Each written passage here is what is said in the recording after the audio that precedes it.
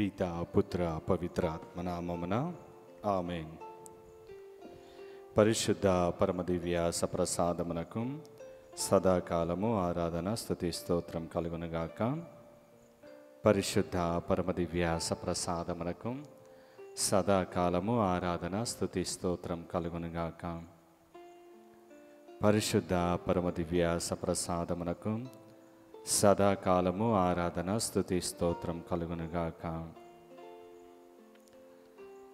క్రీస్తునందు ప్రియమైన సహోదరి సహోదరులారా, విశ్వాసులారా, ఈ యొక్క ఉదయకాల సమయంలో మనందరం కూడా పరిశుద్ధ గ్రంథాన్ని చదువుతూ పఠిస్తూ వింటూ ఆ దేవాది దేవునికి మన జీవితాలను మన కుటుంబాలను సమర్పించుకుంటూ దేవుడు చేసిన మేలులకు కృతజ్ఞతలు తెలుపుతూ ఆ దేవాది దేవునికి మనం ఎల్లప్పుడూ కూడా దగ్గరగా ఉండే కృపను దయచేయమని ఆ ప్రభువుని మనందరం కూడా వేడుకుంటూ ముందుకు సాగుదాం. హోషేయ గ్రంథము 1వ అధ్యాయము. మకుటము. ఉజ్జియా, యోతాము, ఆహాసు, హిజ్కియాలు, యూదాకును, యెహోవాషు కుమారుడైన యెరోబాము ఇజ్రాయేలుకు రాజుగా ఉన్న కాలమున ప్రభు బేరి కుమారుడైన హోషేయకు తెలియజేసిన సందేశం ఇది. హోషేయ వివాహము, దాని సాంకేతిక భావము. హోషేయ వివాహము, 3 బిడ్డలు. ప్రభు మొదట హోషేయ ద్వారా మాట్లాడినప్పుడు అతడితో, నీవు వెళ్ళి వ్యభిచారి అయిన యువతిని పెండ్లాడి వ్యభిచారం వలన పుట్టిన పిల్లలను తీసుకొనుము. ఇట్లే ఈ దేశ ప్రజలను నన్ను విడనాడి వ్యభిచారిని వలె ప్రవర్తించుచున్నారు అని చెప్పెను. కనుక హోషేయ దిబ్లాయిము కుమార్తె అయిన గోమెరును పెండ్లాడెను. ఆమె గర్భవతి అయి కుమారుణ్ణి కనెను. ప్రభు హోషేయతో, నీవు శిశునకు ఎస్రాయేలు అని పేరు పెట్టుము. ఎందుకనగా ఇజ్రాయేల్ రాజు వంశకర్త అయిన యాహూ పూర్వము ఎస్రాయేలును హత్యలు జరిగించెను. కనుక నేను అనతకాలములనే ఆ రాజును శిక్షింతును. యాహూ రాజవంశమున తుదముట్టింతును. ఆ సమయమున ఎస్రాయేలు లోయలో ఇజ్రాయేలు సైన్యము బలమును అణిచివేయుదును అని చెప్పెను. గోమెరు మరల గర్భవతి అయి ఆడబిడ్డను కనెను. ప్రభు హోషేయతో, ఈ శిశువునకు లోరుహామా అని పేరు పెట్టుము. ఎందుకనగా నేను ఇక మీదట ఇజ్రాయేలుపై జాలి చూపను, వారి తప్పిదములను మన్నింపను. కానీ నేను యూదా ప్రజలకు జాలి చూపుదను. ప్రభుడను వారి దేవుడైన నేను వారిని రక్షింతును.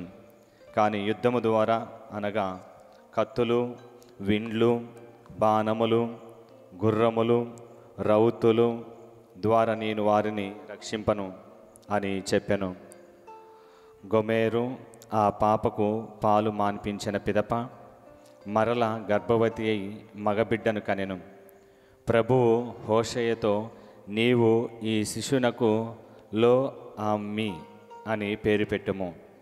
ఎందుకనగా ఇజ్రాయేలు నా ప్రజలు కారు, నేను వారికి దేవుడును కాను అని చెప్పెను. ఇజ్రాయేల్ ఉద్ధరణ. అయినను ఇజ్రాయేలు సముద్రపు ఒడ్డున ఉన్న ఇసుక రేణువుల వల్లే విస్తరిల్లును. వారు లెక్కకును కొలతలకు అందరు. ఏ స్థలమందు మీరు నా ప్రజలు కారు అన్న మాట ప్రజలు వారితో చెప్పుదురో, ఆ స్థలములనే మీరు జీవము గల దేవుని కుమారులై ఉన్నారు అని వారితో చెప్పుదురు. అప్పుడు ఇజ్రాయేలును యూదీయులను ఐక్యమగుదురు. ఇరువురును కలిసి ఒక నాయకుణ్ణి ఎన్నుకుందురు. వారు మరలా తమ దేశమున పెంపు చెందుదురు. అది ఇశ్రాయేలునకు శుభదినము. 2వ అధ్యాయము. మీరు నా ప్రజలని మీ ఇజ్రాయిల్ సోదరులతోనూ జాలి నొందిన వారిని మీ సోదరి మనులతోనూ మీరు చెప్పుడు.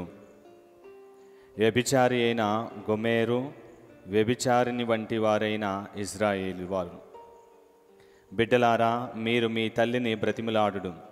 ఆమె నాకిక భార్య కాదు, నేను ఆమెకు భర్తను కాను. ఆమె తన వ్యభిచారమును వేశ్యవృత్తిని మానవలనని చెప్పుడు. మానదేని ఆమె పుట్టిన నాడు వలె ఆమెను దిగంబరుడును చేయుదును. ఆమెను ఎడారియగును ఎండిన నేలగునుగా మార్చెదను. అప్పుడు ఆమె దాహంతో చచ్చును. నేనామె బిడ్డలపై నెరను చూపను.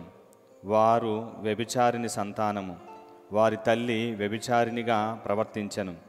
ఆమె సిగ్గుమాలిన కులటయ్యి ఆ బిడ్డను కనెను.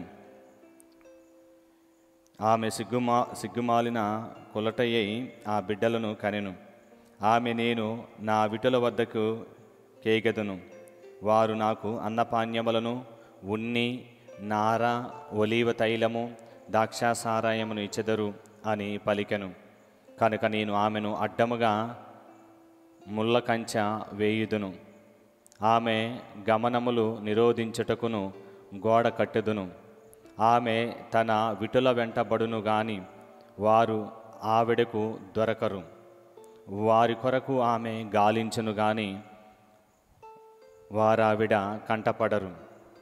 అప్పుడు ఆమె నేను నా మొదట భర్త వద్దకే కేగుదును, ఇప్పటికంటే అప్పుడే నేను సుఖముగా ఉంటిని అని పలుకును. తనకు ధాన్యము, ద్రాక్షాసారాయమును, ఒలీవ తైలమును ఇచ్చినది నేనే అనియు, నేను ఒసిగిన వెండి బంగారములని తాను బాలు పూజకు వినియోగించుకునేదనియు ఆమె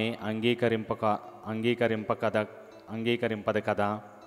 కావున్నే కోతకాలం వచ్చినప్పుడు నేను ఆవిడకు ధాన్యమును, ద్రాక్షాసారాయమును ఇయ్యను.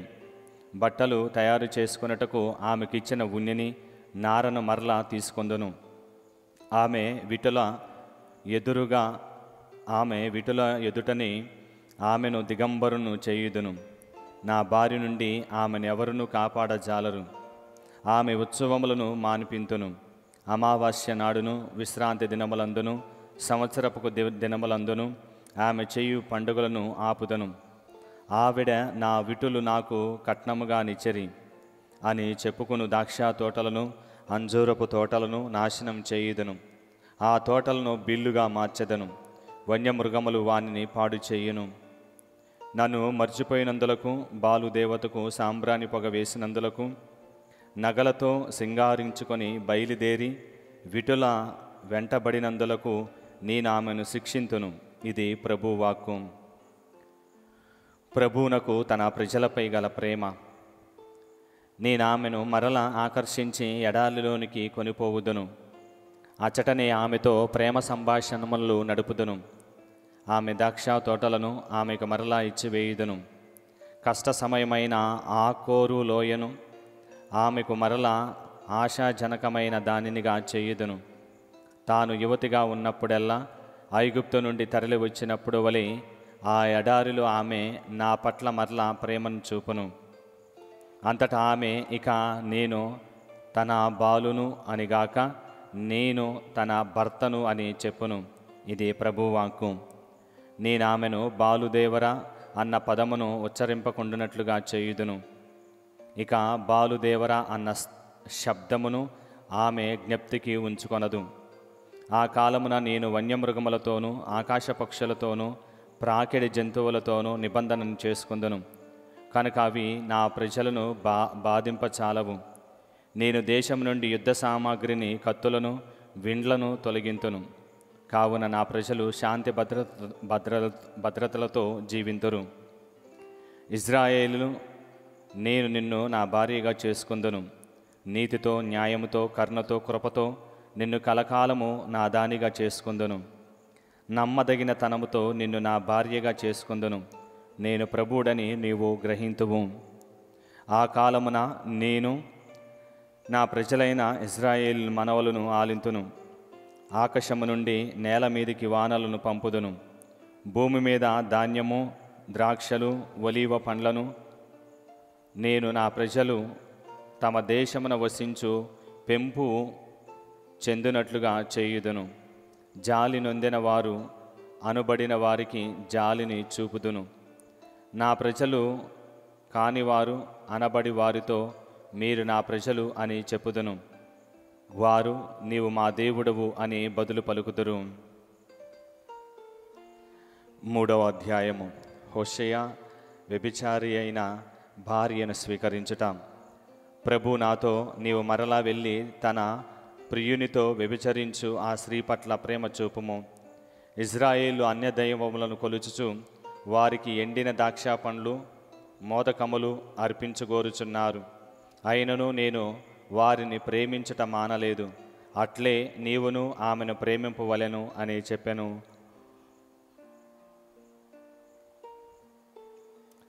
కనుక నేను 15 వెండి నాణ్యములను 7 కుంచెముల యువధాన్యములను ఇచ్చి ఆమెను కొని తెచ్చుకుంటుని.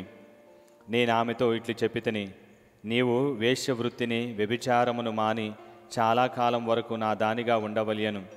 నేనును ఆ విధముగా ఉందును.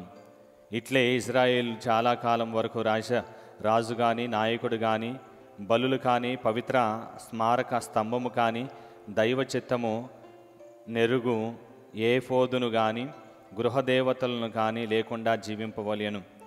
కానీ ఆ ప్రజలు మరలా తమ ప్రభు అయిన దేవుని చెంతకును దావీదు వంశీయుడైన తమ రాజు చెంతకును అన్వేషణతో తిరుగువతురు. అప్పుడు వారు దేవుని మంచితనమును గౌరవింతురు. ఆయనకు భయపడి ఆయన దీవెనలు బడియుదురు. 4వ అధ్యాయము. ఇజ్రాయేలులు పాపములు వారి శిక్ష, ప్రజల దుష్టత్వము. ఇజ్రాయేల్లారా, మీరు ప్రభు పలుకులు ఆలకింపుడు. ఆయన ఈ దేశ ప్రజలపై ఇట్లు నేరము తెచ్చుకున్నాడు. దేశమును సత్యమును కనికరమును దైవ జ్ఞానమును బొత్తిగా లేవు. ప్రజలు మాట తప్పుచున్నారు, కళ్ళల్లాడుచున్నారు. హత్య, చౌర్యము, వ్యభిచారమునకు పాల్పడుచున్నారు. నేరములు పెరిగిపోవుచున్నవి, హత్యలు వరుసగా జరిగిపోవుచున్నవి. కావున దేశము బెట్టచే ఎండిపోవును, జీవకోటి నశించును, మృగములు పక్షులు చేపలు కూడా చచ్చును. యాజకుల మీద నేరము.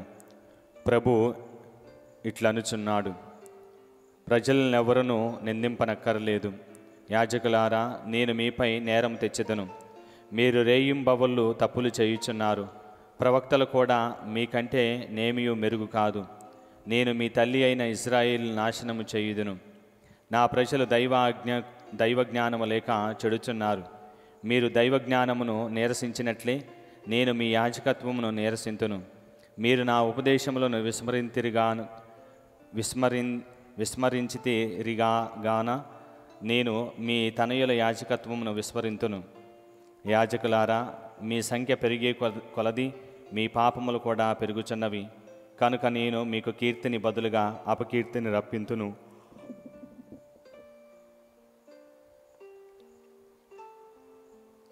ప్రజలు పాపం వలన మీకు తిండి దొరుకుచున్నది. కావున జనులు అధికముగా పాపం చేయవలెనని మీరు కోరుచున్నారు. అందుచే ఆ ప్రజలకు వలె మీకును శిక్ష పడును. నేను మీ దుష్కార్యములకు తగినట్లుగా మిమ్ము దండింతును. మీ పాప ఫలితమున మీరు అనుభవింతురు. నన్ను విడనాడి పరదైవములను ఆశ్రయించితిరి. కాన మీరు బలి అర్పణలు భుజింతురు గాని మీ ఆకలి తీరదు. మీరు దేవతల పేరిట వ్యభిచరింతురు, కానీ సంతానము బడియజాలదు. విగ్రహారాధన, వ్యభిచారము.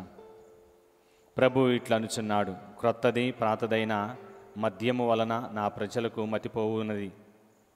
వారు కొయ్య ముక్కాల నుండి దైవ సందేశమును అడుగుచున్నారు. నేలలో పాతిన కర్రలు వారి ప్రశ్నలకు జవాబు చెప్పుచున్నవి. వారి వ్యభిచారం వలన త్రోవ తప్పిరి, రంకు వలన నా నుండి వైదొలిగిరి.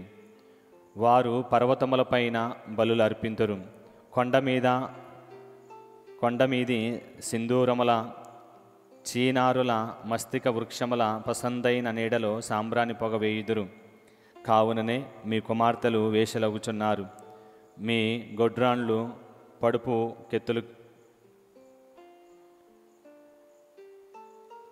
పడుపు గత్తెలగుచున్నారు. అయినను నేను వారిని దండింపను. ఎందుకనగా మీరే వేశ్యలతో వ్యభిచరించి వారితో కలిసి బలులు అర్పించుచున్నారు. మతిలేని ప్రజలకు గతి లేదు కదా. ఇజ్రాయేలు వ్యభిచారములో మునిగినను యూదా ప్రజలు పాపము చేయుకుందురుగాక. మీరు ఆరాధనకు గిల్గాలునకు బెతవేనునకు పోవలదు. ఇజ్రాయేలు మొండి పెయ్యల వంటి వారాయిరి కనుక నేను వారిని గడ్డి మైదానములో గొర్రెల పిల్లల వలె మేపజాలను. ఎఫ్రాయిము విగ్రహము పాలాయను, వానిని అటులనే ఉండనిమ్ము. వారు ముతువును సేకరించి మత్తెక్కి వ్యభిచారము మరిగి గౌరవమునకు మారుగా అగౌరవము తెచ్చుకొనిరి. వారు గాలికి కొట్టుకొని పోయినట్లుగా కొట్టుకొని పోవుదురు. సమర్పించిన బలుల వలన అవమానములను తెచ్చుకుందురు. 5వ అధ్యాయము. యాజకులు ప్రముఖులు రాజు ప్రజలను నాశనము చేయుచున్నారు. యాజకులారా, ఈ పలుకులు ఆలకింపుడు. ఇజ్రాయేల్లారా, సావధానంగా వినుడు. రాజవంశజులారా, చెవియొగ్గి వినుడు. మీరు న్యాయము నెలకొల్పవలసిన వారు కావున దేవుడు మీకు తీర్పు విధించును. మీరు మిస్పా వద్ద జనులకు బోనుగా తయారైతిరి, తాబోరు వద్ద జనులకు ఉచ్చుగా తయారైతిరి. మీరు ప్రజలకు గోతివలే ఉన్నారు కనుక నేను మిమ్మెల్లరిని శిక్షింతును. ఎఫ్రాయిము ప్రజలు గూర్చి నాకు బాగా తెలియను, వారు నా నుండి దాక్కోజాలరు. ఇజ్రాయేలు విగ్రహారాధనతో తనను తాము అపవిత్రము చేసుకునిరి. ప్రజలు తాము చేసిన దుష్కార్యము వలన తిరిగి దేవుని వద్దకు రాలేకపోవచ్చున్నారు. వారు విగ్రహారాధనమును తల మునకలై ఉన్నారు కావున ప్రభువునకు తెలుసుకోజాలకున్నారు. ఇజ్రాయేళ్ల గర్వమే వారి దోషులని నిరూపించుచున్నది. వారి పాపములే వారిని కూలద్రోయిచున్నవి. ఎఫ్రాయిముతో పాటు యూదా ప్రజలు కూడా కూలుదురు. వారు ఎడ్లను గొర్రెలను దేవునికి బలి ఇచ్చినట్లుగా ప్రభువు వారికి దొరకడు. అతడు వారిని విడనాడెను. వారు ప్రభువునకు ద్రోహం చేసిరి. వారి బిడ్డలను అన్యబిడ్డలుగా కనుక వారు తమ పొలములతో పాటు నాశనమగుదురు. ఇజ్రాయేలుకు యూదాకు మధ్య యుద్ధము. గిబియాలో బాకునూదుడు, రామాలో బోరనూదుడు, బెతవేనును యుద్ధనాదము చేయుడు. బెన్యమీనీయులారా, పోరునకు సంసిద్ధులు కాండు.